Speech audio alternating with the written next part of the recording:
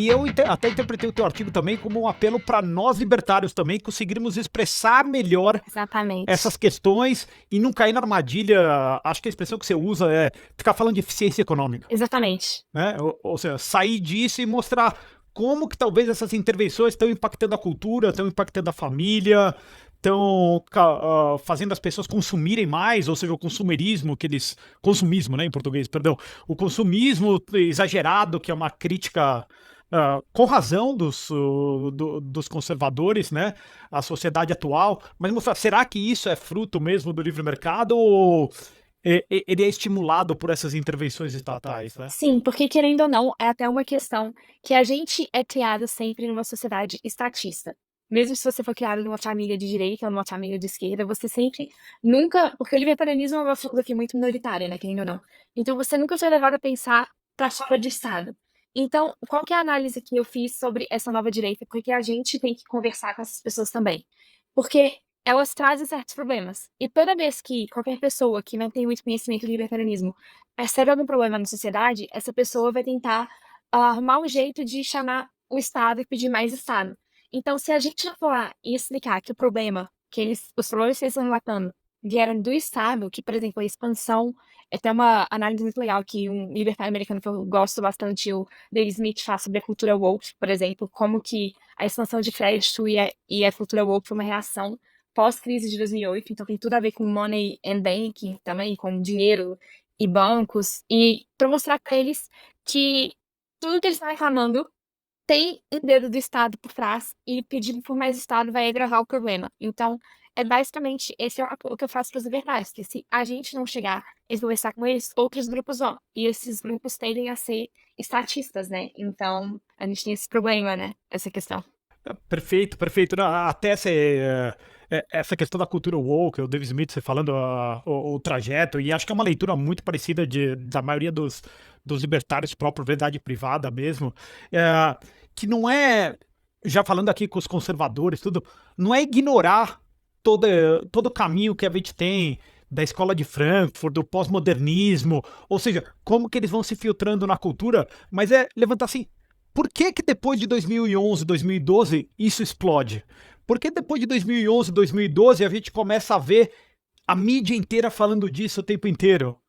Qual é a razão? Porque se antes a gente tinha uma curva de tendência, por que que a gente tem uma inflexão gigantesca sobre tudo isso que veio atrás?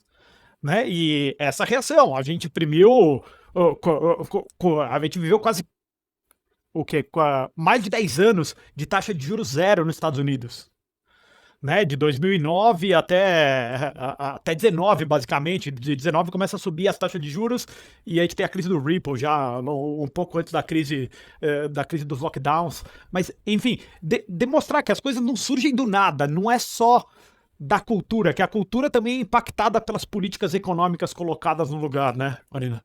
Sim, exatamente. Tem a questão das universidades, inclusive, tinha até um texto do Rothbard que eu estava lendo do outro fusionismo que a gente vai fazer nos anos 60 também, que sempre que a gente vai pensar, por exemplo, as universidades, elas foram a origem de muitas coisas do woke que a gente fala, né? Da escola de Frankfurt, de pós-modernismo.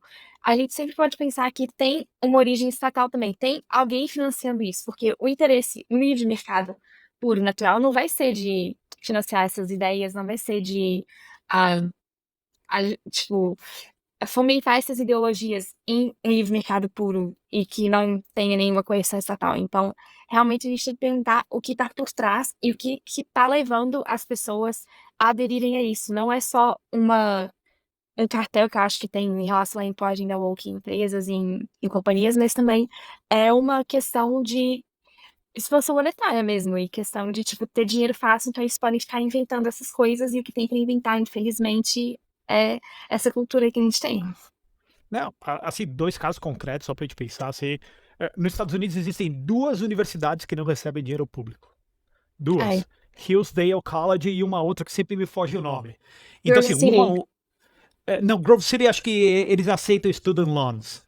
Eles Aham. aceitam student loans financiados pelo governo. Então, embora eles não recebam diretamente, no student loan eles aceitam, né? É alguma outra faculdade, agora que eu não lembro qual que é exatamente, uma faculdade pequena também. Grove City até é uma universidade grande no Michigan, né? Em Michigan.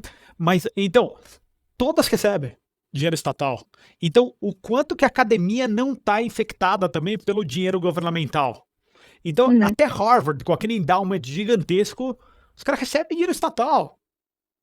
Então, isso é chocante. E o outro que eu falo para as pessoas, que as pessoas falam assim, não, ESG é um movimento que vem de baixo para cima, uma demanda da população. Sim, nos rounds de quantitative easing, tinha lá, quem for ESG vai receber os tipos de... os ativos relacionados a empresas e bancos que sejam ESG, entre aspas, eles utilizam outras palavras, não utilizam a palavra ESG direto, estarão nos programas de recompra, nos programas de quantitative easing. Ou seja, você vai receber o dinheiro impresso se você for ESG. Se você não for ESG, você não vai receber o dinheiro impresso. Então, até aqui uma primeira derivada de cara que as pessoas não veem. E a gente tá falando só a entrada. A gente não tá nem falando da destruição da preferência temporal, que leva as pessoas a não quererem economizar, fazer poupança, e naturalmente querer gastar o dinheiro, ou consumir o consumismo que a gente tá falando exagerado. Mas acho que é esse ponto mesmo, Maria, que você tá falando assim, é olhar... os efeitos econômicos e como que surgiram essas intervenções, como que surgiram esses mercados, como que eles estão hoje em dia, né? Sim, é importante ter esse olhar, é importante, igual eu falei no meu artigo, que a nova direita ela não pode ser tímida em discutir questões como ciclos econômicos, expansão de dinheiro e como que isso está atrelado à expansão, às vezes, de empresas que eu não tô obviamente, a gente não é contra empresa grande por ser empresa grande. Inclusive, uma pessoa que eu gosto muito no Mises que fala sobre essa questão que, às vezes, a empresa grande é necessária, é Peter Klein, a teoria de empreendedores do bem. Mas tem algumas empresas que, se não fosse pelo Estado, elas não teriam o tamanho que elas têm hoje. Vou pegar o exemplo do Brasil, para facilitar para o pessoal. A Odebrecht, por exemplo, ela não cresceu organicamente. Com todo respeito, assim, se tiver alguém da Odebrecht assistindo, mas ela não cresceu organicamente. Se não tivesse aquelas obras megalomaníacas que a gente pode pegar desde a ditadura militar até agora, né, que tiveram os escândalos da Lava Jato e tudo, talvez ela não seria do tamanho que ela é hoje, talvez.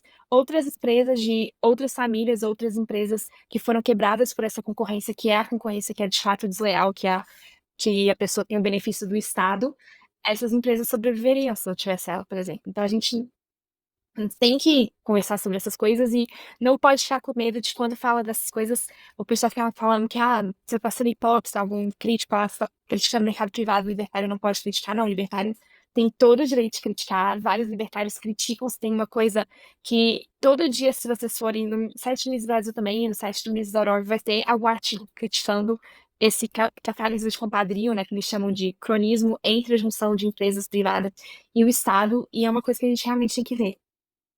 Não, tem que discutir e não é só. Acho que até o exemplo que você deu, todo mundo vai falar assim: então a gente está falando de corrupção. Não, a gente está indo além da corrupção direta. Empresas que só vivem às custas do Estado, por definição, elas já estão jogando um jogo por cartas marcadas. Pode ser que exista uma competição entre 3, 4 empresas, mas são só elas. A empresa da Marina que ela criar amanhã não pode entrar nessa competição.